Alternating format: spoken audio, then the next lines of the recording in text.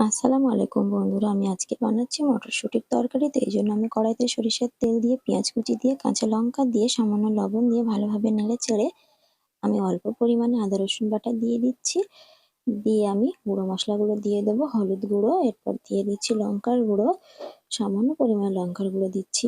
এরপর দিয়ে দিচ্ছি জিরে, মরিচ, ধনিয়া একসাথে গুঁড়ো করা মশলা। এরপর একটা ছোট টমেটো টুকরো করে কেটে নিয়ে দিয়ে ভালোভাবে নেড়ে চেড়ে সামান্য জল দিয়ে আমি ঢাকা দিয়ে রাখবো মশলাটা কষানোর জন্য। এরপর ঢাকা খুলে মশলাটা ভালোভাবে কষানো হয়ে গেছে। তো আমি একটা বড় সাইজের আলু টুকরো করে কেটে নিয়ে মটরশুঁটিগুলো ছাড়িয়ে ভালোভাবে ধুয়ে একটা তেজপাতাও দিয়ে দিলাম। দিয়ে ভালোভাবে নেড়ে চেড়ে আমি আবারও জল দিয়ে ঢাকা দিয়ে রাখবো। মটরশুঁটির এই তরকারিটা কিন্তু খুবই সুন্দর হয়। তো এরপর নেড়েচেড়ে হয়ে গেল। তো আজকের ভিডিওটা এই পর্যন্ত। ভিডিওটি ভালো লাগলে অবশ্যই লাইক করবেন। দেখা হচ্ছে অন্য আরেকটা ভিডিওতে। ততক্ষণ পর্যন্ত ভালো থাকবেন। আল্লাহ হাফেজ।